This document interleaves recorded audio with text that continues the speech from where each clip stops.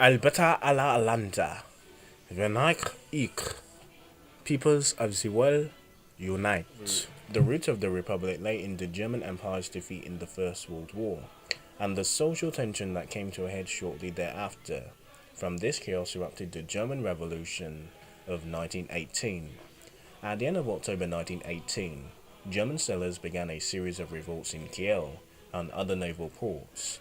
In early November, these disturbances spread to civil unrest across Germany, and on the 7th of November 1918, the first anniversary of the Russian Revolution, King Ludwig III of Bavaria fled from the Rising Palace in Munich with his family, and Kurt Eisner, a politician of the Independent Socialist Democratic Party of Germany, or USPD, became minister-president of a newly proclaimed People's States of Bavaria. Eisner distanced himself from the Russian Bolsheviks, declaring that his government would protect property rights. As the new government was unable to provide basic services, Eisner's USPD was defeated in the January 1919 election, coming in 6th place or last place. And on the 21st of February 1919, as he was on his way to Parliament to announce his resignation, he was shot dead by the right-wing nationalist assassin Anton Gau von Arco-Off-Valley. After Eisner's assassination, the Landtag convented, and Eidard Uhr, the leader of the Socialist Democrats and the Minister of the Interior in Eisner's government, began to eulogize Eisner, but rumors had already begun to spread that Uhr was behind the assassination. Acting on these false allegations, Alois Linder, a socialist waiter who was a fervent supporter of Eisner, shot Uhr twice with a rifle, seriously wounding him. This prompted other armed supporters of Eisner to open fire, causing a melee, killing one delegate, and provoking 2 nervous breakdowns in at least 2 ministers. There was effectively no government in Bavaria thereafter. Unrest and lawlessness followed. The assassination of Eisner created a martyr of the leftist cause and prompted the demonstrations, the closing of the University of Munich, and the kidnapping of aristocrats, and the forced pealing of church bells. The support of the left was greater than Eisner himself had been able to command. On the 7th of March 1919, the socialist new leader, Johannes Hoffmann, an anti-militarist and former schoolteacher, started to patch together a parliamentary constitutional government. But a month later, on the night of the 6th or 7th of April, communists and anarchists, energized by the news of the leftist revolution in Hungary, declared a Soviet republic and Ernst Truller as the chief of state.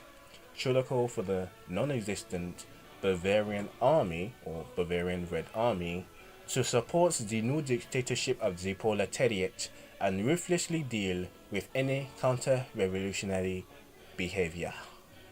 The Hoffmann government fled to Brandenburg in northern Bavaria, which was declared the new seat of government. So initially, the Bavarian Socialist Soviet Republic was ruled by the USPD members such as Ernst Stroller and the anarchist-like anarchist writers Gustav Landenscher and Slivilo Gelschel and playwright Erich Mushtam. And Troller, who was also a playwright, described the revolution as the Bavarian Revolution of Love. Aww. Among the Coffee Society and Sturmbing, the new government became known as the Regime of the Coffee House Anarchist. Throller's government members were also not well chosen, to say the least. For instance, the foreign minister deputy, Dr. Franz Lips, who had been admitted several times into the psychiatric hospital, mind you, declared war on Württemberg and Switzerland over the Swiss refusal to lend 60 locomotives to the new republic. Darn those Swiss and their nerves. He also claimed that he was well acquainted with Pope Benedict the 16th or 17th and informed Vladimir Lenin and the Pope by cable that he ousted former President Minister Hoffmann and he had fled to Brandenburg and taken the keys to the ministry toilet with him. Really, Hoffmann? Really? Other Troller appointments include the Commissar of Military Affairs. He was a former waiter, he was a burglar, and he was convicted of moral turpitude as police president for Munich. The Commissar of Transportation, a part-time railroad track maintenance worker, and in Catholic Bavaria, where nuns ran the school, A Jew was the Minister for Education. Throla's Minister for Public Housing published a decree saying that no house could therefore contain no more than 3 rooms, and the living room must always be above the kitchen and the bedroom. The new government reformed the arts and opened Munich University to everyone except those who wished to study history, which they deemed as hostile to civilization. One minister declared that capitalism would be brought down by making money free. On Sunday, on the 12th of April 1919, only 6 days into Trollo's regime, the Communist Party seized power by 3 Russian emigres, 2 of whom who were Jewish, with Eugene Latvian as head of state. Having received the blessing of Lenin, who at the annual May Day celebration in Red Square said, "The liberated working class is celebrating its anniversary, not only in Soviet Russia, but in Soviet Bavaria." Lenin began to put the Soviet and Bavarian Socialist Republic by enacting hardcore communist reforms, which include the usual: forming a Red Army from factory workers and peasants, seizing cash, food supplies, and privately owned guns, expropriating luxurious apartments and giving them to the homeless, and placing factories under the ownership and the control of the workers. One of Munich's main churches was taken over and made into a revolutionary temple dedicated to the goddess of reason. Bavaria was to be the vanguard of Bolshevization of Europe, with all workers to receive military training. Levin had plans to abolish paper money and to reform the education system, but sadly, he never had time to implement them. There was time, however, for Max Levin following Lenin's orders to arrest aristocrats and members of the upper class and hold them as hostages for ransom money. During Levin's short reign, food shortages quickly became a problem, especially with the absence of the greatest commodity, milk. Public criticism over the milk shortages quickly turned political, precipitating the communist government to publicly declare, never declare this, in front of Munichers, "What does it matter? Most of it goes to the children of the bourgeoisie anywhere. We are not interested in keeping them alive. No harm if they die. They only grow into enemies of the proletariat." Levin and Tolowa Alexorod, the former press chief to Lenin, also had 6 soldiers that shook the Munichers. An attempt by troops loyal to the Hoffmann government, along with the Kampfbahn, or the Combat League, organized by the Nationalist Volkslichtrauer Society, tried to mount a counter-coup and overthrow the BSR, but failed on the 13th of April, having been put down by the new Red Army, which consisted of factory workers and members of soldiers and workers' councils. 20 men died in the fighting. The rival governments of Hoffmann's People's State of Bavaria, seated in Bamberg, weighing 180 pounds, and the Bavarian Soviet Socialist Republic, located in Munich, weighing 280 pounds, clashed militarily at Dachau on the 18th of April, when Hoffmann's 8,000 troops met the Soviet Republic's 30,000 troops. The BSR forces led by Ernst Roller were victorious in the First Battle of Dachau, but Hoffmann made a deal that gave him the services of 20,000 men of the Freikorps under Lieutenant General Bernhard von Owen. Owen and his Freikorps, along with the Hoffmann loyalists and the elements of the German army called the White Guards of Capitalism by the Communists, then took Dachau and surrounded Munich. The supporters of the BSR had in the meantime, on the 26th of April mind you, occupied the rooms of the Throw Society in the Hotel Vernier de Reisenstein and arrested Countess Helena von Richttrap, the society secretary, and 6 others, to be held as hostages. Illinghofer panicked by Munich being surrounded by Hoffmann's forces and had these 7 and even 3 other hostages executed on the 30th of April. They included the well-connected prince, Gustav of Thunen and Taxis. The executions were carried out despite Throller's efforts to prevent them. The Freikorps broke through the Munich defences on the 1st of May, leading to bitter street fighting that involved flamethrowers, heavy artillery, and even armoured cars, and even to an extent, aircraft. At least 606 people were killed, of whom 335 were civilians. Levine was condemned to death for treason and shot by firing squad in Staldenheim prison. Gustav Lander was killed by the Freikorps during the 1st of May, and they killed Eilenhofer as well. Numerous others were given prison sentences, such as Truller, which is 5 years, and the anarchist writer Erich Musham, 15 years. Others received longer sentences of 6,000 years worth in all, and some even had hard labor. And most of these people were actually 40 and up, so hard labor. Ooh. After the trials and executions of 1,000 to 1,200 communists and anarchists, Oven declared the city had been secured on the 6th of May, ending the reign, the regime, and even the short-lived legacy of the Bavarian Soviet Republic. Although the Hoffmann government was nominally restored and restored, the actual power base in Munich and most of Germany started to shift towards the right. The Thrall Society, Anton Dexter, and a young corporal from Bavaria, served in Bavaria, Adolf Hitler. The Bamberg Constitution was enacted on the 14th of August 1919, almost to the day of World War I, creating a free state of Bavaria within the new Weimar Republic. Active participants in the Freikorps. Notable people.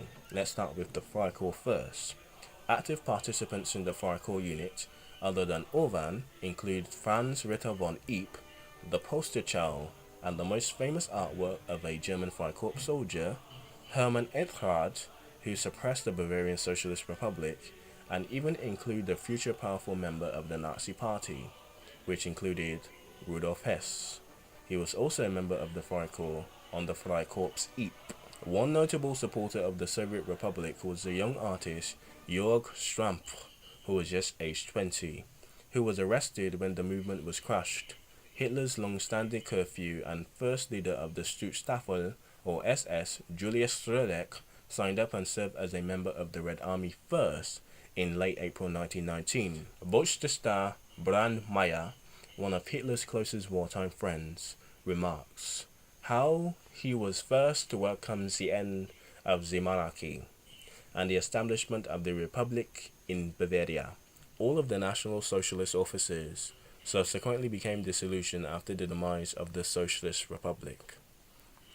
The immediate effect of the existence of the People's State of Bavaria and the Bavarian Soviet Republic was to inculcate into the Bavarian people a hatred for left-wing rule and left-wing politics. They saw the period in which these two states existed as one of privation, one of shortages, one of censorship, one of restrictions on their freedom, and general chaos and disorder. It was seen as the Schreckensherrschaft, the rule of horror. These feelings were constantly reinforced by right-wing propaganda, not only in Bavaria, but throughout the Reich, where Red Bavaria was held up as an object lesson in the horrors of socialism and communism. In this way, the radical right was able to provoke and feed the fears of the peasants and the middle class. The separate strands of the Bavarian right wing and their extremists found a common enemy in the left and their extremists, and Bavarian people and Bavaria became profoundly reactionary, anti-republican, and counter-revolutionary. The left itself had been neutralized after the demise of the two socialist states, and in such a way started and continued the bad blood between the Communist Party, the KPD, and the Socialist Party, the SPD, that prevented them from working together throughout Germany. Even ignoring the under-orders from Moscow, the KPD portrayed the SPD as the primary bourgeoisie threat to socialism in Germany. This lack of cooperation with the communists seeing the socialists as betrayers of the revolution, and the socialists seeing the communists as under the control of Moscow, later redounded the advantages of the Nazi Party. Since only one was a parliamentary coalition with the KPD and the SPD, it could have prevented the Nazis from coming to power. Even at the height of their influence in the Reichstag, they did not have enough delegates to resist such a coalition. So, Together we are strong. Apart, the Nazis come to power. The end. Moral of the story. Anyway, I have to go for my grandmother. The baby went to the hospital, so I have to care the other one. And hope you learned something. Workers of the world unite. Whatever. Have a good night. Long live the Bavarian Socialist Republic. But on a serious note, before we go, think how bad it was for the people of Bavaria for, let's say, November. We'll start from November. We'll be generous. 1918. November, December, January, February, March, April, 6th of May. 7 months. 7 months of socialist rule. 606 people dead, plus many more killed and held hostage and shot. Food shortages of milk, but being serious, food shortages. The radical communist government just doing whatever they wanted. A bunch of crazy people in charge. And this is where the important statement and the important motto for all rulers come in. Absolute power absolutely corrupts. And think of those 7 months. Now think of the people from Soviet Russia. 100 years, close to 100 years of Soviet rule. 90 years, I believe. And think to the people of the Eastern Bloc. 40 years on the communism. And they had a taste of democracy for a bit longer, because Russia had democracy for the same length of time as the Bavarian Socialist Republic. So think about that. Almost 100 years for the Reds, and some other countries as well. 1919 maybe short-lived countries before being SSSRs, but still, the taste of democracy is bittersweet as the communists come to free you from the bourgeoisie. Learn something.